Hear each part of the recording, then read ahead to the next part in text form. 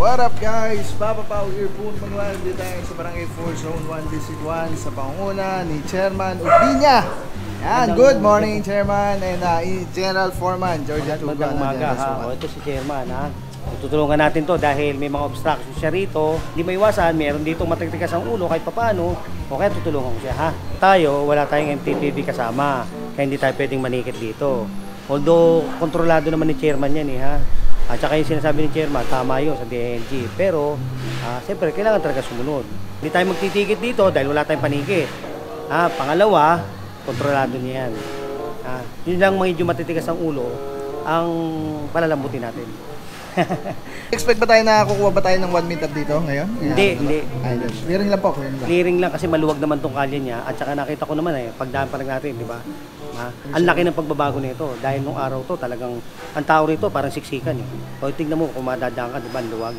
Pwede ka nga mag-disco rito. So more on tertiary road lang po yung ating mga tertiary road lang tayo. Thank you so much po General Sukat ng Engineering Department High Division 1. Ayan mga puro, klaro. Wala tayong kasama MTPV, MMDA, wala rin tayong kapulisan dahil gawa ng kontrolado naman ni Chairman yung kanyang residente. May implement lang natin dito, doon sa tertiary road. Wala kang helmet pare. Helmet tayo. Safety natin ha. Nakita mo to, ito, ang papa-implement natin dahil tertiary road to, yung city ordinance. Nabawal yung mga sampay dito sa may kalye at saka yung mga naglalaba. Okay. O yun, pagka sabihan natin itong mga residente, saan muna tayo? Dito. Unahin na natin yung Halika, para... May babasagin ako dito. Alright, may babasagin ang ating chairman. At ngayon na at magsisimula na ang ating clearing operation. Alright, mga puro, dito na nga tayo. Ilan itong ganito mo? Dalawa lang naman yan. Kasi ito dati, okay yan. Ito, mamaya alisin na ito. Ito lang yung mga babasagin. Ito yung paano natin. Tapos, di pala. Kailangan po Tok. Ayan. buhos yan Ayan. Oo, mahirapan tayo dyan. Buhos to. Yan, dito Wala tayong gamit. Okay lang. Baka kasi pag ito, pinupok na ito, baka mag-retiro to, hindi pa mababiyak yan. Iba na lang. At saka yung kung ganito, ito para malaman nila, pinayagan to na hatid tapos alis. Hatid alis. Hindi naman kasi, hindi naman permanente. Bawal kasi dito to. Hindi permanente. As ito, palengke, hatid alis. Yan ang ginawa niya. Kaya baka mamaya makita ito, nakahamba lang to. Hatid alis to. Pagka tapos ng deliver, alis yan dito. Ganun. Alright, napakaklaro ng ating informasyon. Kailangan kasi yan. Tuktok. Buhos po kasi yan. Dati nakakita sila kaya kanina yan. 1 meter naman yan. Sobra pa. Sakto. Talaga sumusunod yung mga yan. Dati dito sila pero inayos na. Ang layo kaya nila taras. Mga puro, so mukhang very very light lang ating clear operation today. Una, hindi nabigyan ng show order ng ating chairman. So, nito, wala tayong kasama yung PPB pero ito ay illegally parked.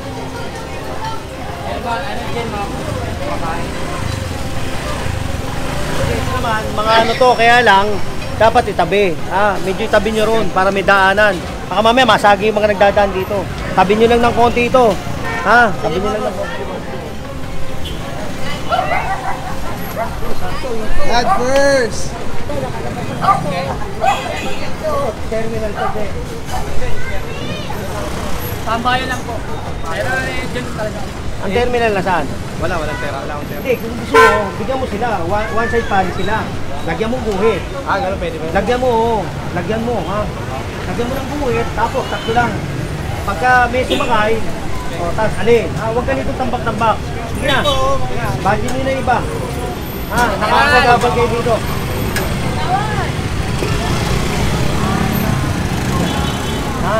Ito, kaya na ito.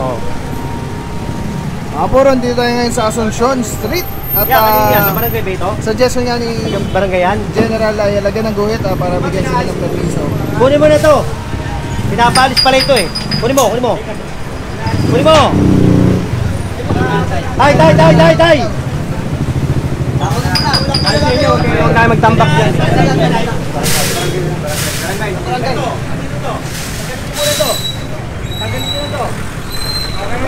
O, lahat ng yan, dyan yung isang pa.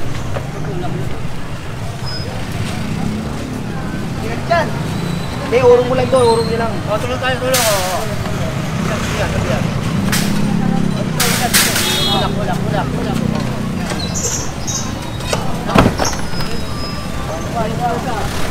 Yan, lagay mo rito yan. Yun. Tampan mo rito. Yan, tampan nyo. Yan sa kanya.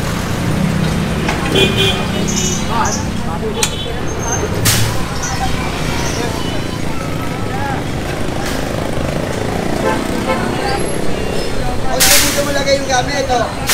Okay, yan. Oo.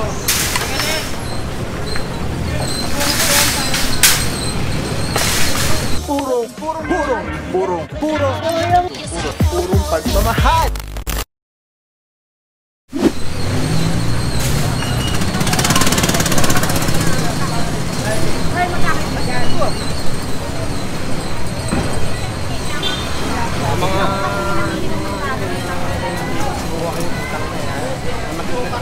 Sige.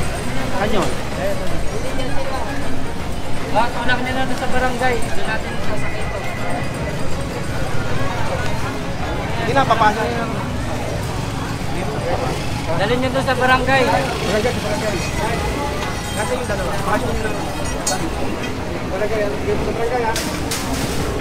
yung sa kanya. Mamaya, sampa natin yan. Doon, dali mo lahat yan doon. Sa barangay, lagay mo sa barangay. Mamaya, kukunin namin yan. Dali mo sa barangay yan. Yan mga puro, lalo Piskado yun, pagka gano'n, kukupis kayo sa barangay yan. Ito, ganito. Ah.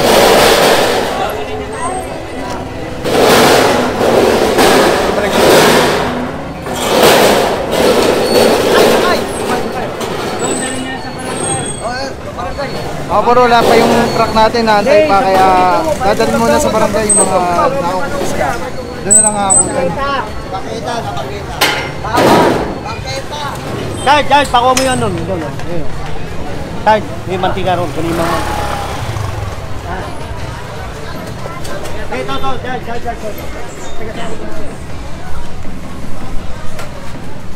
Ito, yung bangketa, tignan mo, binababoy nyo ito eh.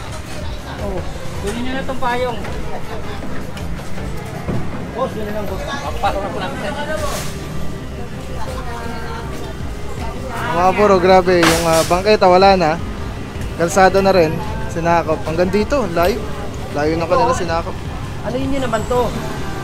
Alat! Sige, bring ba to? Opo. Itit na mo naman. Takutin nyo ha, meron tayong programa, tapat ko, linis ko ha. Dito na siya, pare ha.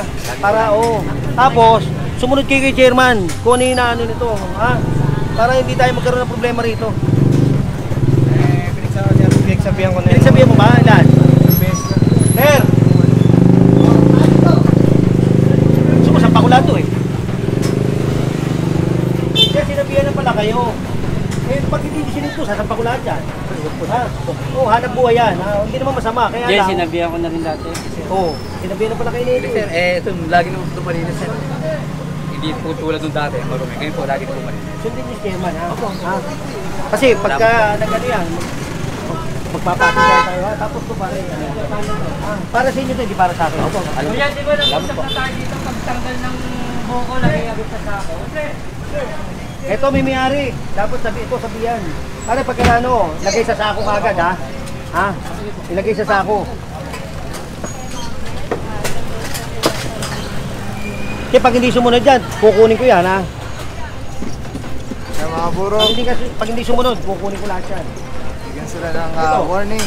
Ayun, nakatambak din. lang po pagka may lalaki ako, wala po akong kasama ngayon. Iyakan ko doon. Tulungan nyo. Ilagay nyo lang sa sa truck. Ilagay nyo.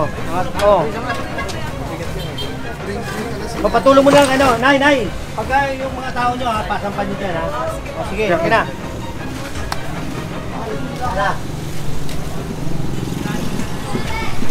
Ito, sirain niyo po. Mamaya. Ito pa, kunin nyo lahat yan.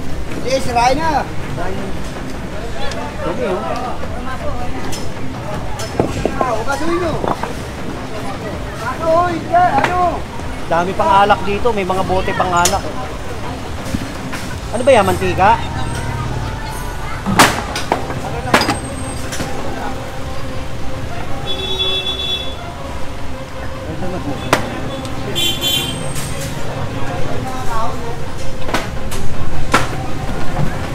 mga bro, pinatatanggal na yung mga mantika nila. Grabe na talaga. Sobrang mantika na yung kalsada. Meron tayong article number sa DNR. Kailangan yan. Hindi, kukupis kayo lahat yan. Ha? Pagsamahan yung chairman, ha? Oo, kung ano sabihin yung chairman, sundin nyo. Kukunin ko lahat yan pag hindi. Ayun na nga mga bro, winartingan na dahil sobrang mantika na dito yung mismong ano. Mantika yan, oh. Tingnan mo. Oh. Tapos meron tayong city ordinance, ha? Tapat ko, linis ko. Tingnan mo. Dumi.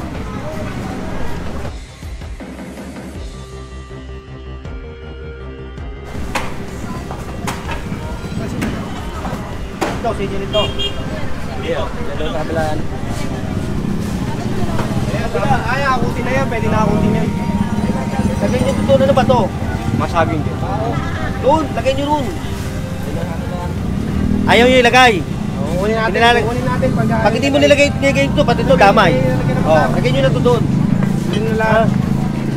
Hoy, ang ito sa akin. Wala, matitigas ang ulo yung mga yan. Tapos yung pinagsabihan niya. Sabihan nyo. Hindi nyo. Pag hindi, damay-damay kayo dito. Dito. Damay-damay kayo. Tinakot na nga yung bakal nila dati dyan eh. Wala, ganyan pa rin natitigas ang ulo.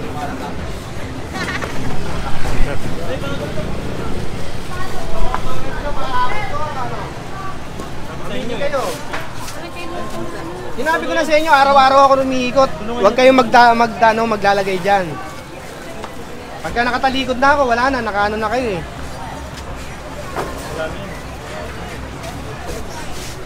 Yung mga puro, lagi nga iniikutan to ni chairman at lagi na napagsabihan. Kaya lang, mukhang matigas daw po nga ang... Dapat to kunin na kaagad eh, pagka ano eh. Araw-araw kayo iniikutan. mukhang matigas nga ang ulo mga puro. May mga saging, may mga bao, nyog. Pare, double parking ka rito. Double parking ka dyan, oh. Ano, gusto mo tumawag pa ako MMDA? Huwag ka dyan. Double parking na eh. Ha? Para lumuwag. Sikip na rito eh. Diyan ka pa.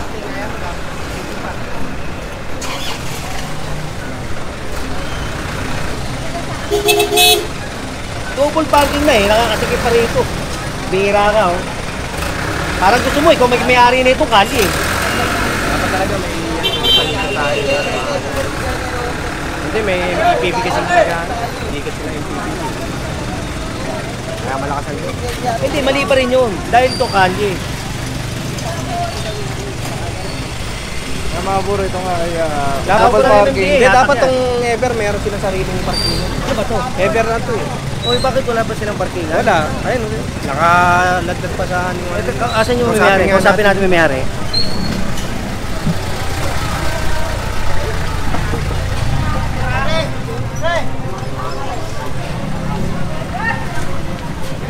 Ginawa ng storage ng Ever Supermarket. Pare, bangketa ito eh. Ano ba to? Warehouse? Warehouse ba to?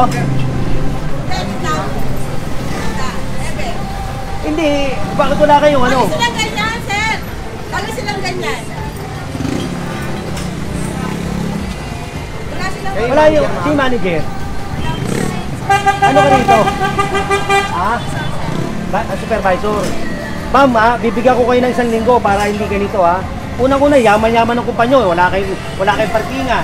Wala kayong warehouse. Ha? Sir, may warehouse po kasi. Nasaan ang warehouse nyo? Inakit po kasi yan doon sa taas. O, bakit nandito? Deliver po. Mali yan. Mali nga yan ha. Pati to ha. Ha? Sige po. Kaya bigyan mo to ng notice ha. Pag hindi, May notice na dati. binigyan mo. Binigyan ko ng notice. Pag, Lahat naman sila binigyan ko ng notice. Eto, sabihin ko sa inyo ha. Pag ito, dinaanan ko ito mamaya, hahakutin ko lahat to. Hahakutin ko, pasensyahan tayo. Kahit asuntuin nyo ako, walang problema. Nung unang araw ng clearing, sabi niya susunod sila pero yan pa rin yan. O, ngayon ako nagsasalita, ha? Sige, sir. Hindi, ayan, may mga ano ko rito. Yan, akutin natin, maraming pagbibigyan yan. Hindi, dadalhin ko yan sa DSWD.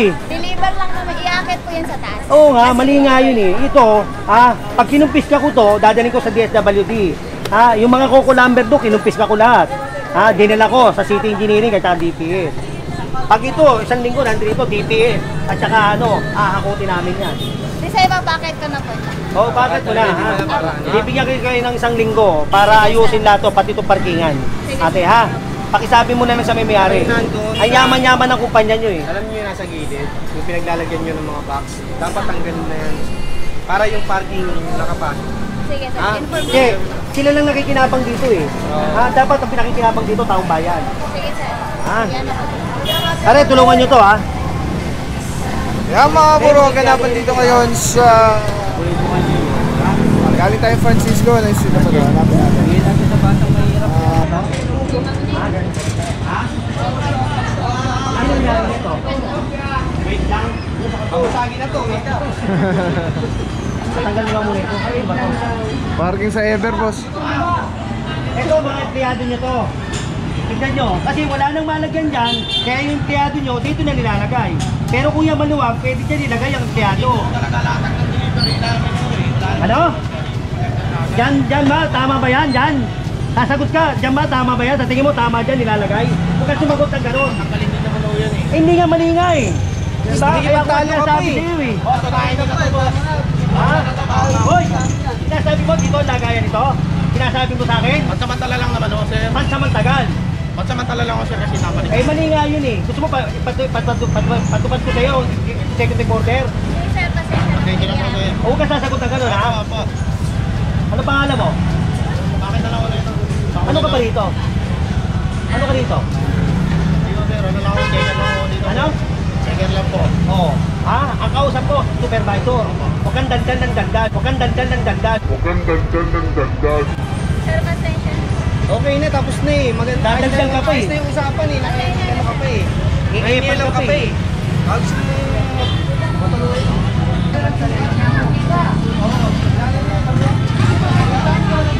General sukat ka mo. Ha? Mga nag-trending. Oo, ha? Siniring ka mo, ha? Kasi Maynila siya, Siga.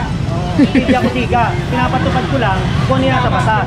Ha? Hindi ako siga. Wala akong ano, ha? Ha? Pasensya na. Okay, Oo. Nag-usap na tayo. Sasagot pa ng gano'n, di ba? Baka makakumpis ka pa. Binigyan ko na nga ng ano eh, di ba? Ayan mga buro, ano. At again, ang ating general sukat, madali mong kausap. At kailangan lang mahinawan ng pag-uusap. Mga pakikausapan po ating general. Telecine number 1. Grabe mga puro, sobrang solid nito. Kikita niyo yung bilog na yan.